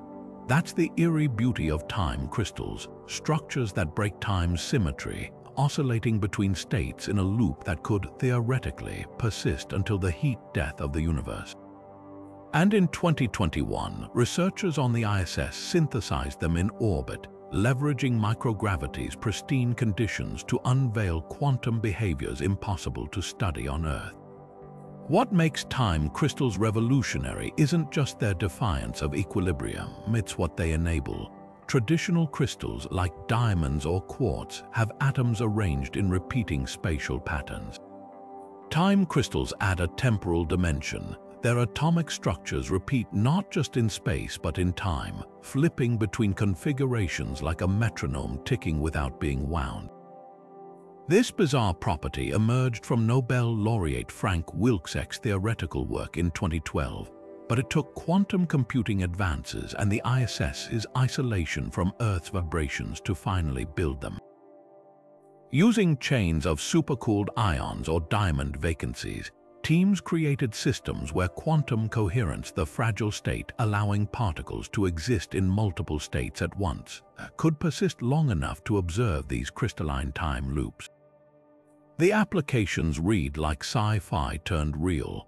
Time crystals could revolutionize precision timing, enabling atomic clocks so accurate they'd lose less than a second over the age of the universe. GPS satellites, which rely on split-second timing, would see their accuracy leap exponentially. Even more tantalizing, quantum communications. Time crystals' predictable, unbreakable rhythms could synchronize quantum networks across continents, creating encryption keys immune to hacking. Picture a future where sensitive data, bank transfers, military communications are secured by the immutable ticking of these quantum clocks. Yet the true magic lies in how they reshape our understanding of physics. Time crystals exist in a non-equilibrium state, a quantum limbo where energy isn't lost to entropy. Studying them in microgravity, free from Earth's thermal noise, helps unravel mysteries like quantum decoherence, the phenomenon that currently limits quantum computers' power. Each pulse of a time crystal is a whisper from the quantum realm, hinting at how we might one day harness entanglement and superposition for technologies we've only dreamed of. The ISS experiments are just the beginning. As we refine techniques to stabilize time crystals at larger scales, they could become the backbone of a quantum internet or the heart of navigation systems for interstellar probes. They're not just curiosities, they're proof that even in a universe tending toward chaos, pockets of perfect, enduring order can emerge if we know where to look. And orbiting silently above us, these tiny, ticking marvels are rewriting the rules of reality itself. Most stars drift through the galaxy at a leisurely pace, but then there are the cosmic outlaws blazing across the void fast enough to escape the Milky Way entirely. Meet hypervelocity stars, stellar fugitives racing outward at over 2 million miles per hour, their trajectories so extreme they'll eventually leave our galaxy behind. These aren't just fast movers, they're celestial bullets fired from the most powerful gun in the universe, a supermassive black hole. The story begins at the chaotic heart of the Milky Way, where our own Sagittarius lurks. When a binary star system wanders too close, the black hole's immense gravity can rip the pair apart. One star gets captured in a death spiral, while the other is slingshot outward at unimaginable speeds. It's like a cosmic game of crack the whip, where the energy of an entire orbit gets funneled into propelling a single survivor into the abyss. Astronomers first spotted these runaway stars in the early 2000s, but it wasn't until Gaia's precise velocity measurements that we grasped their true origins. One of the fastest known, S5 HVS1, is barreling toward intergalactic space at over 4 million miles per hour, a speed that could take it from New York to Los Angeles in under 2 seconds. Yet these stellar renegades are more than just astrophysical curiosities, they're cosmic informants. As hypervelocity stars streak through the galaxy's outskirts, their paths get subtly bent by the gravitational pull of dark matter. By tracking these deviations, astronomers can map the invisible scaffolding of our galaxy with unprecedented precision. It's like watching a flare shot through a dark forest. The way its light flickers reveals the shapes hidden in the shadows. Recent studies of stars like Lammost HVS1 suggest the Milky Way's dark matter halo might be denser or more asymmetrical than we thought, challenging existing models of galactic structure. What's even wilder, not all hypervelocity stars come from black holes. Some appear to be survivors of dwarf galaxies shredded by the Milky Way's gravity, stellar refugees hurled into space during these violent mergers. Others might be the aftermath of supernova explosions in tight binary systems, where one star detonates like a cosmic grenade and launches its companion into the void. Each discovery adds nuance to the narrative, proving the universe has multiple ways to fling stars into exile. The future of hypervelocity star research is brighter than the stars themselves. Upcoming telescopes like the Vera Rubin Observatory will scan millions of stellar motions, potentially uncovering thousands more of these speed demons. Some might even trace back to other galaxies, offering clues about the Milky Way's long-ago collisions with neighbors like the Sagittarius dwarf. And as we refine our models, these stars could become vital tools for probing not just dark matter's distribution, but its very nature, whether it's cold, warm, or something even stranger. Hypervelocity stars do more than defy gravity. They illuminate the hidden architecture of the cosmos. Every one we track is a messenger carrying secrets from the galactic center, from ancient collisions, and from the dark matter weaving it all together.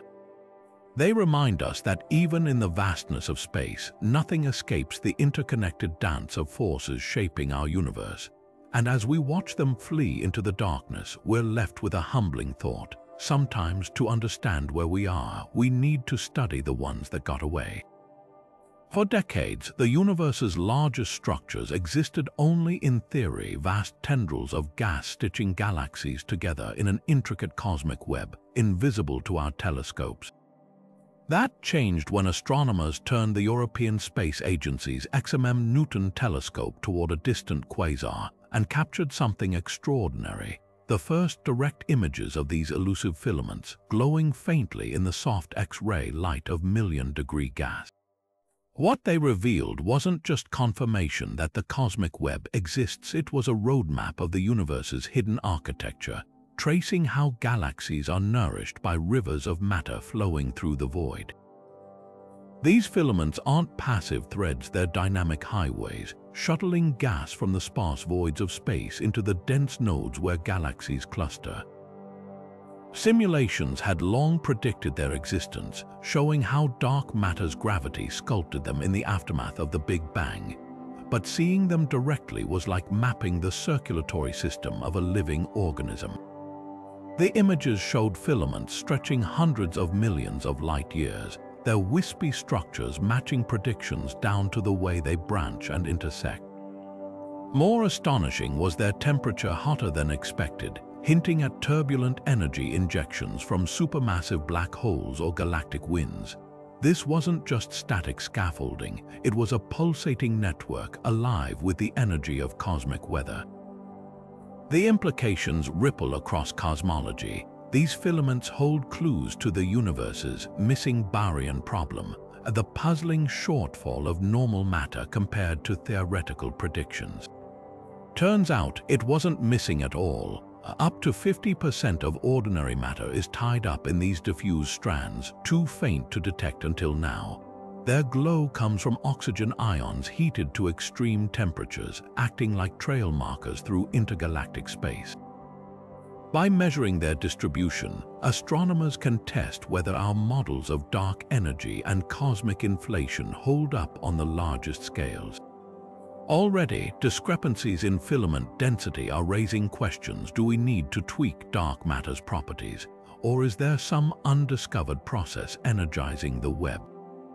What's next? Projects like the upcoming Athena X-ray Observatory will map filaments in unprecedented detail, while radio telescopes like the Square Kilometre Array will trace the colder hydrogen gas lacing them.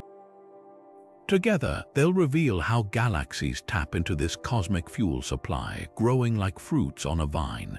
Some theorists even speculate that these filaments could harbor rogue planets or wandering black holes, celestial drifters hitching rides on intergalactic currents. The cosmic web does more than connect galaxies, it binds our understanding of the universe. Every flickering filament is a relic of the Big Bang's aftermath, a clue to dark matter's grip on spacetime, and a reminder that the emptiest reaches of space are far from barren. They're the universe's skeleton, quietly shaping everything we see, and now, for the first time, we're not just theorizing about them, we're seeing them glow. James Webb has given us ringside seats to the most exotic planetary systems, but what if the most jaw-dropping worlds aren't the planets at all? Hidden in the shadows of gas giants, shrouded in mystery, could be moons so Earth-like they'd make Pandora from Avatar look tame. Exomoons, planetary satellites orbiting alien suns, have long been the holy grail of astrobiology, and JWST is now hunting them with tools so precise they could spot an ocean's glint on a moon light years away. The trick: watching for planetary wobbles, flickering shadows, and atmospheric whispers that betray these hidden gems. Consider Kepler 1625b, a gas giant whose light curves showed tantalizing hints of a gravitational tug-of-war. Something massive, perhaps a Neptune-sized moon, appeared to be yanking on its host planet, altering transit times in ways that defied solo planet models. Then there's the case of WASP-49b, a hot Jupiter with a sodium-rich haze eerily similar to Jupiter's volcanically hyperactive moon Io. These aren't just curiosities, they're breadcrumbs leading us to the first confirmed exomoon, a discovery that would rewrite our cosmic address book. JWST playbook for moon hunting reads like a detective novel. First, transit timing variations. When a planet's orbit stutters unpredictably, it's often the gravitational fingerprint of unseen moons. Then, atmospheric spectroscopy. If a gas giant's atmosphere shows unexpected water or oxygen, the source might be a watery moon evaporating into space, like Europa's plumes but on a detectable scale. Most exciting, direct imaging of moon shadows during planetary transits, a moon slipping between its star and our telescopes, casting a second, fainter dip in starlight right beside its planet's shadow. The prize, a moon like Pandora tidally locked to its gas giant, bathed in reflected light and tidal heating, with an atmosphere thick enough to pool liquid on the surface. Picture this, an exomoon in the habitable zone of a red dwarf, where the planet's gravity keeps it warm despite the dim star. Its skies might swirl with nitrogen and methane, its oceans laced with organic molecules. JWST could spot the infrared glow of such an atmosphere or even biosignatures like methane oxygen, imbalances hinting at life thriving under the reflected glow of a colossal neighbor. But the challenges are as steep as the stakes are high. Moons are tiny, their signals drowned in stellar noise and planetary glare. Even JWST needs ideal alignments, systems where moons transit frequently enough to confirm they're not cosmic false alarms. That's where next-gen telescopes like ESA's Plato or ground-based extremely large telescopes will pick up the baton, scanning thousands of systems for that one telltale wobble or spectral hiccup. What makes this search revolutionary isn't just the potential for Earth twins, it's the diversity of habitats we might find. Imagine tidally heated moons with subsurface oceans orbiting rogue planets in interstellar space, or carbon-rich moons where silicon-based life blooms under the amber light of a ringed gas giant. Every discovery would prove that life isn't limited to planets, that moons, those overlooked sidekicks, could be the universe's most populous oases. So when JWST trains its golden eye on distant gas giants, it's not just staring at planets. It's peering into their shadows, hunting for the glimmer of moons that might be the most vibrant worlds of all. And if it finds one, that flicker of light won't just be a moon. It'll be a doorway to 1,000 new possibilities. Every sci-fi fan knows the scene. A speck of antimatter slips containment and boom, the ship vanishes in a flash of gamma rays. But at CERN, that nightmare scenario is a daily challenge because they're not just studying antimatter, they're bottling it for 17 minutes and counting. The Alpha experiment has done what was once pure fiction, trapped elusive anti-hydrogen atoms in magnetic fields so precise, they've kept them from annihilating long enough to study their properties. That's 17 minutes of defiance against a universe seemingly designed to erase antimatter on contact. And buried in that fragile achievement might lie the key to unlocking the stars. Antimatter isn't just rare, it's the ultimate cosmic tightrope walk. When matter and antimatter meet, they obliterate each other in a burst of pure energy. A single gram annihilating would release the explosive force of 40 kilotons of TNT, dwarfing Hiroshima's atomic blast. Yet that same destructive power makes it the holy grail of propulsion. Compare it to today's rockets. Chemical fuels convert less than 1% of their mass into thrust. Nuclear fission manages about 3% antimatter. 100%, a Mars mission could shrink from months to weeks. Proxima Centauri might shift from a pipe dream to a multi-generational target. CERN breakthroughs hinge on a symphony of engineering and quantum control. Anti-hydrogen forms when antiprotons harvested from particle collisions meet positrons from radioactive decay. But keeping them together requires trapping them in a magnetic bottle colder than deep space and a vacuum a trillion times emptier than Earth's atmosphere. Even then, the tiniest fluctuation, a stray magnetic field, a minuscule temperature spike sends these atoms ricocheting into the walls, vanishing in gamma-ray fireworks. Alpha record holding 17-minute confinement succeeded by using superconducting magnets and laser cooling to slow the anti-atoms to near standstill, buying precious seconds to probe their behavior. The real kicker, antimatter's riddles might explain why the universe exists at all. During the Big Bang, matter and antimatter should have cancelled each other out, leaving nothing but energy. Yet here we are, meaning some asymmetry favored matter. Studying trapped anti-hydrogen could reveal if antimatter falls up instead of down in gravity, or if its spectral lines differ from hydrogen's. Any discrepancy would rewrite physics textbooks overnight, but the dream of warp drives and antimatter engines still crashes against practical walls. Producing enough antimatter for even a small payload would take CERN's entire output for millions of years. Storage remains a nightmare. Current traps weigh tons and guzzle power just to hold a few dozen anti-atoms. Yet startups like positron dynamics are already scheming. What if we harvest naturally occurring antimatter from Earth's radiation belts, or use quantum dots to stabilize positrons long enough to fuel microthrusters? The paradox is delicious antimatter could either be our ticket to the stars or the ultimate cosmic tease. For now, every millisecond of confinement, every flicker of data from alpha traps, edges us closer to taming the universe's most volatile energy source. And somewhere between those magnetic fields and vacuum chambers, we're not just holding atoms, we're holding possibility itself. From Earth's backyard to the farthest reaches of the cosmos, these 30 discoveries aren't just rewriting science textbooks, they're reshaping humanity's future. Picture a world where asteroid mining ends material scarcity, where lunar ice fuels interplanetary travel, where quantum-secured networks make hacking obsolete. Envision hospitals stocked with medicines perfected in zero gravity, cities powered by orbital solar arrays, and telescopes uncovering life on ocean moons light years away. Each revelation is a thread in a grander tapestry, weaving together our survival, our curiosity, and our place in the universe. But the true power of these breakthroughs lies in their interconnectedness.